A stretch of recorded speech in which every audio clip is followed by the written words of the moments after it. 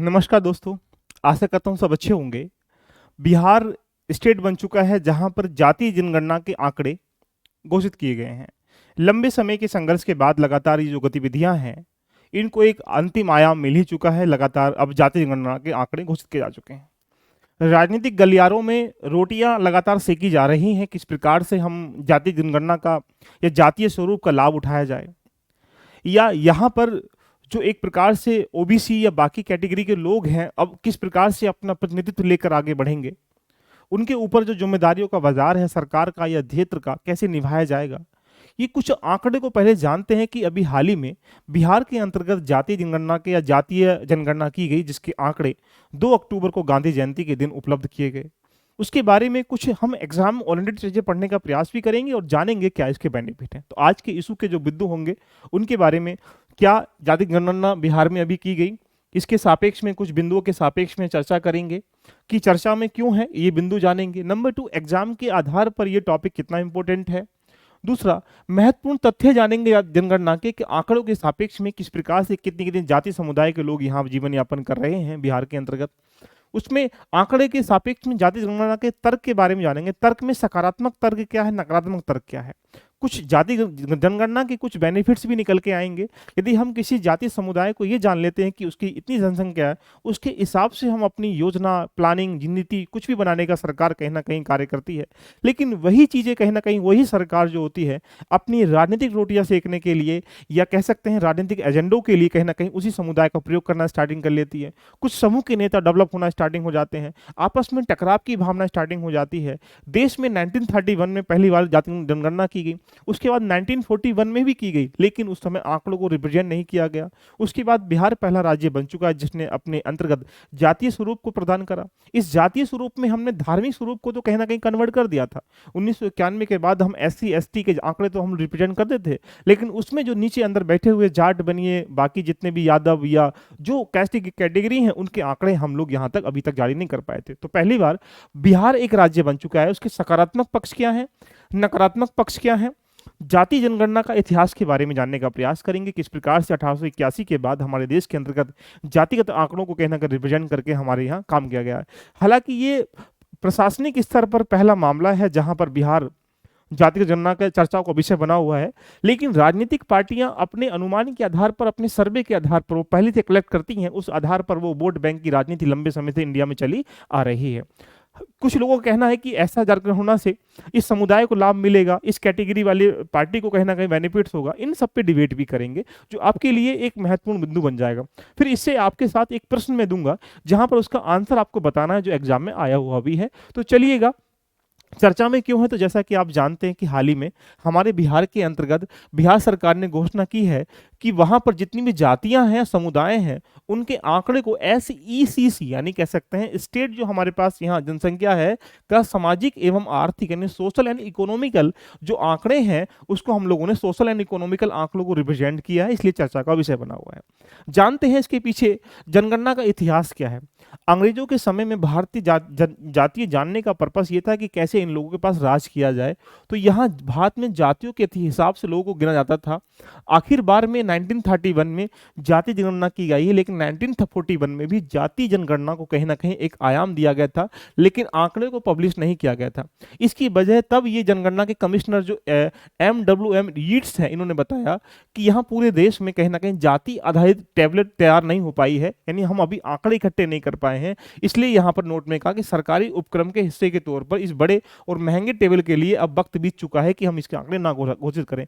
हालांकि 1951 के बाद यहाँ पर सिर्फ SC और ST के ही गिना गया है, यानी अंग्रेजों वाले जनगणना के तरीके में बदलाव कर दिया गया। साल 1951 से 2011 तक में हर बार की जनगणना में अनुसूचित जाति जनजाति का डाटा तैयार किया गया है और OBC और दूसरी जितनी भी जातियां हैं उनका डाटा तैयार नहीं किया गया। इसके पीछे की कहानी समझ सकते हैं। तो बिहार में हाल ही में जो आंकड़े घोषित किए गए हैं वहां पर हिंदू कैटेगरी के लोग 81.99% हैं, यानी हम कह सकते हैं 82% यहाँ हिंदू निवास करते हैं और लगभग 17% यहाँ मुस्लिम निवास करते हैं। बाकी जो कैटेगरी है ईसाई, सिख और बौद्ध जो है जो यहाँ पे 0.05% है, यहाँ 0.01% है और 0.08% है, यानी ये कह सकते हैं लगभग हिंदू मुस्लिम की कैटेगरी ही ज्यादा है। इन आंकड़ों को और एक्सप्लोर करके देखें तो मुसलमान की जनसंख्या 17% है और इंडिविजुअल जातियों में यहाँ पे यादव की जनसंख्या 14% है, जो कुर्मी है 2% के आसपास है, जो कुशवा है 4% के आसपास है, जो ब्राह्मण है 3% के आसपास है, जो भूमिहार है 2% के आसपास है, राजपूत जो है 2-3% के आसपास है, यहाँ पर मुसियर है वो 3% है, मल्लाह है वो 2% है, बनिया है वो 2% है, कायस्थ जो है 0.6% है। तो यानी हम कह सकते हैं कि यहाँ जातिगत आंकड़ों को बिहार सरकार ने 2 अक्टूबर को रिप्रेजेंट कर दिया, जबकि यहाँ पे आंकड़ों में स्पष्ट बताया गया है कि बिहार की जनसंख्या 13,07,25,110 है, जो लगातार देखा जाए यहाँ पे इन्होंने बिहार की जनसंख्या में पहले के मुताबिक वृद्धि करी है। ये जनसंख्या देखा जाए पिछला वर्ग पहले कितना 50% थे, लेकिन अब जो ओबीसी वर्ग है वो 63% बन चुका है। 2011 की जनगणना के सापेक्ष में 2023 की जनगणना को देखा जाए तो 53 से लेकर 63% हो चुका है, जहां पर 10% की यहां इन लोगों ने वृद्धि करी है। एससी कैटेगरी की अगर हम लोग बात करेंगे तो 15% से लेकर 19% हुआ है। सामान्य की बात करेंगे तो 30 से 33% से लेकर 15% हुआ। तो यानी हम ही कह सकते हैं कि सामान्य कैटेगरी के जो आंकड़े लगातार यहाँ पे घटते दिखाई दे रहे हैं। एससी कैटेगरी की बात करेंगे तो 1.3% थी, लेकिन कितना हो गया 1.6% है। तो कुछ ही आंकड़े हैं जो रिप्रेजेंट करते हैं आबादी के हिसाब से। यादव आबादी देखा जाए तो लगभग 1,86,50,119 है, यानी 14% यहाँ यादवों की जनसंख्या है।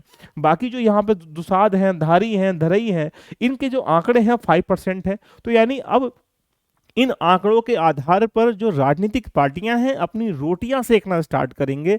मुद्दा ये बन जाता है, इसके सापेक्ष में अगर हम लोग देखेंगे तो यहाँ आबादी के सापेक्ष में जो हमारे पास जनगणना का अंतर है, एक जनगणना होती है बेसिक जो हम लोग 10 साल में करते हैं, एक जनगणना हमारी जाति जिसमें हमने सामाजिक और आर्थिक आधार माना है। कहने का मंडल आयोग ने स्पष्ट किया था कि किसी भी राज्य के अंतर्गत या केंद्र के अंतर्गत किसी भी जाति को 50% से अधिक आरक्षण नहीं दिया जाएगा।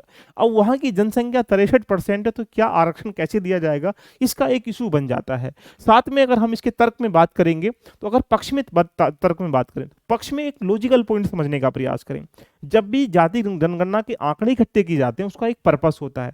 अब वो पर्पस क्या है कि अगर कोई यहाँ पे पिछड़ा समुदाय है तो कैसे उसको डेवलप किया जाए, उसके लिए योजना कैसे लेके आए जाए, उसके आंकड़ों के आधार पर हम वास्तविक जो अपनी क्रियाविधि है, सब्सिडी है या योजनाएं हैं, परियोजनाएं हैं, जो कार्यक्रम है उसको वहां तक कैसे पहुंचाया जाए। तो कहीं ना कहीं हम इसको सकारात्मक पक्ष से देख लेते हैं कि सामाजिक समानता कार्यक्रम में प्रबंधन करने में कहीं ना कहीं सहायता मिलेगी। साथ में जितनी भी जाति आधारित जनगणना के माध्यम से जितनी ओबीसी की आबादी के आधार पर यह बताया गया था कि यहाँ पर हमारे देश में जो प्रकार क्या है, उनकी संपत्ति कैसी है, उनके व्यवसाय क्या है, उनके जीवन प्रत्याशा क्या है, उनके शैक्षिक डाटा क्या है, यानी इनके जानने में हमें जानकारी मिलेगी कि इस वर्ग में कितने लोग किस प्रकार की संपत्ति रखते हैं, कैसे रखते हैं, उनके व्यवसाय क्या है, उनकी शैक्षिक योग्यता क्या है। एक प्रकार से आंकड़ों के आधार पर हम ये भी जान सकते हैं कि अब हमें देश के अंतर्गत या राज्य के अंतर्गत विकास कैसे करना है। अगर हम यहाँ पर आरक्षण की भी बात करेंगे तो ये डिफाइन कर रखा है कि जाति आधारित जनगणना अगर नहीं है तो जाति आधारित जो आरक्षण है वो सही कैसे इंप्लीमेंट हो रहा होगा। इसलिए इन्होंने डिफाइन करा है कि ओबीसी के लिए 27% कोटे के सम्मान की जांच की गई और ये पाया गया था कि 1992 में केंद्र सरकार की आरक्षण नीति में दर्शाया गया है कि यहाँ ओबीसी के अत्यंत जो है यहाँ पे पिछली जातियां अभी भी बहुत सारी श्रेणियां मौजूद हैं जो अभी भी कहीं ना कहीं अंतिम पायदान पर बैठी हुई हैं, वो भी एससी कैटेगरी से अंतिम पायदान में बैठी हुई हैं। तो जब तक हम यहाँ पर एक्यूरेट डाटा इकट्ठा नहीं कर पाएंगे, जब तक हम वहां पर सुविधाएं कैसे पहुंचा पाएंगे, तो ये कुछ इसके पक्ष की भी हम लोग यहाँ पे बात कर सकते हैं। लेकिन मुद्दा ये बन जाता है कि अब किस प्रकार से काम करेंगे। अगर विपक्ष की हम लोग बात करें तो विपक्ष में भी ये तर्क हम लोग दे सकते हैं कि जाति आधारित जनगणना के दुष्प्रभाव अगर हम लोग देखने को मिलते हैं तो राजनीतिक जो पार्टियां हैं या राजनीतिक जो लोग हैं कहीं ना कहीं सामाजिक रूप से आर्थिक रूप से जातियों का शोषण लगातार बढ़ने लगेगा। एग्जाम्पल समझिएगा, सपोज कर लीजिएगा अब आपको पता है कन्फर्म इस समुदाय के लोग यहाँ हैं, तो फिर क्या होगा, उसका शोषण करना स्टार्टिंग हो जाएंगे, वहाँ पॉलिटिकल पार्टियां उसमें हस्तक्षेप करना स्टार्टिंग करेंगी, वहाँ समूह के लीडर निकलने स्टार्टिंग हो जाएंगे। आजकल तो इंडिया में राजनीतिक पार्टियों के अंतर्गत भी समूह लीडर स्टार्टिंग हो चुके हैं। ये जाट वर्ग का लीडर है, ये इस वर्ग का लीडर है। इससे क्या होगा, टकराव की भावना होगी, जो आंतरिक सुरक्षा उसको भी कहीं समस्याएं पैदा हो सकती हैं। तो डिफरेंट एस्पेक्ट में हम लोग यहाँ सामाजिक आर्थिक या कठोरता के सापेक्ष में जनगणना को देख सकते हैं। बात कर लेते हैं कि कैसा इसका 2009 में एक प्रश्न आया था, और उस प्रश्न को आप इसका आंसर कमेंट बॉक्स नीचे खुला हुआ है वहां देने का प्रयास करें। क्या लिखा है, 1951 में एक जनगणना और 2001 की जनगणना के बीच भारत की जनसंख्या घनत्व में 3 गुना से अधिक की वृद्धि हुई है। भाई घनत्व की वृद्धि क्यों होगी, घनत्व तो कम होगा या बढ़ेगा, घनत्व कम होगा। जहां पहले लोग यहाँ पर रह रहे थे ज्यादा कम रह रहे थे, अब ज्यादा लोग रह रहे हैं। तो यहाँ डेंसिटी के बारे में पूछ रहा है। 1951 की जनगणना, सेकेंड पॉइंट ये बोल रखा है, 1951 की जनगणना 2001, सॉरी सेकंड पॉइंट ये है, 1900 जनगणना के बीच भारत की जनसंख्या की वार्षिक वृद्धि दर 3 गुना हुई है। तो सेकंड पॉइंट ये वाला है और पहला पॉइंट ये वाला है। आपको बताना है निम्नलिखित में कौन सा कथन सही है। केवल एक ऑप्शन, केवल दो ऑप्शन, एक और दो दोनों ऑप्शन, ना तो वन ना ही सेकंड। ये आपके लिए आज का प्रश्न है। कमेंट बॉक्स खुला है, उसका आंसर देने का प्रयास करें, अपनी राय दीजिएगा कि क्या अगर यहां पर हम लोग देखें, बिहार एक ऐसा राज्य बन चुका है जहां पर उसने जातीय जनगणना के आंकड़ों को रिप्रेजेंट करा है।